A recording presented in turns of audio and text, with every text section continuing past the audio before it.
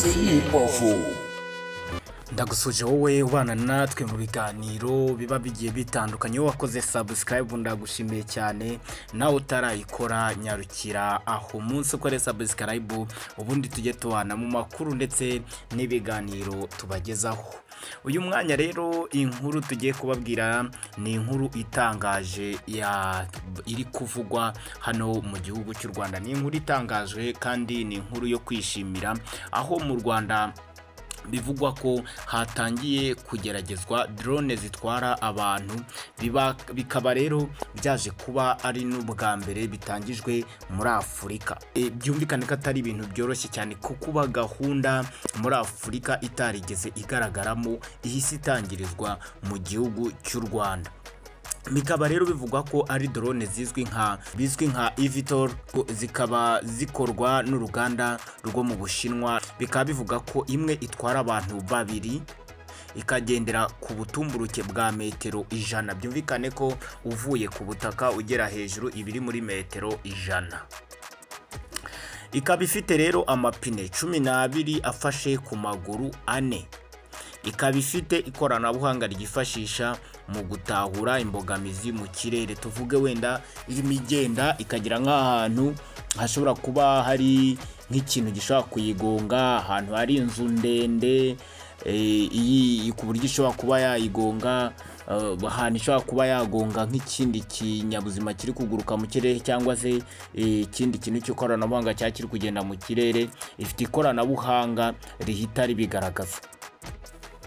U Rwanda rero rukaba rubaye igihugu cya 21 kibashije kuba irigerageza ryaberamo.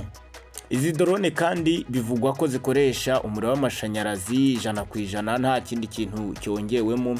Zikaba zishobora kugenda intera y'ibirometero 30 ziri mu kirere, zikagenda iminota 25 itarashiramo umuriro. Ishobora guhaguruka ikagenda ikongera kugira ikibazo cyo kuva ku muriro utangiye kuba wagabanyuka cyangwa ushiramo, imaje kugenda biriya birometero byose 30, ndetse imaje kuba yanakora iminota igera kuri 25 itarahagarara cyangwa nk'umuriro ube washizemo.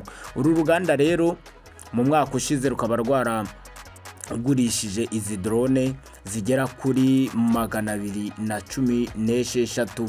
Imwe rero ikaba igura amafaranga rwose ubona ko atari amafaranga menshi cyane, ni amadolari agera kuri 400 kabisa y'abanyamerika. Akaba ariyo mafaranga byaguhagarara kugira ngo ube wabasha kuyigura, mu gihe waba ushaka nawe kuyigurira ngo ijye igutwara, cyangwa se ujye uyikoresha mu bikorwa byawe bya buri munsi, igihe waba wemerewe kuba wayitunga hano mu gihugu cy'u Rwanda. Urumva rero ko iri gerageza nimara kugaragaza ko nta kibazo rishobora kuba ryagira hano mu gihugu cy'u Rwanda, byumvikane ko zizahita zitangira kuba zatwara abantu hano mu gihugu cy'u Rwanda.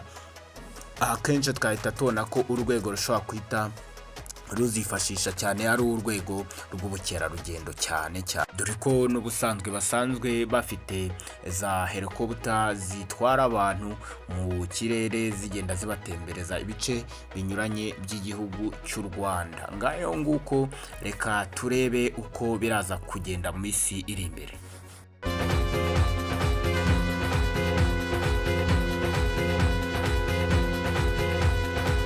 Zitwara.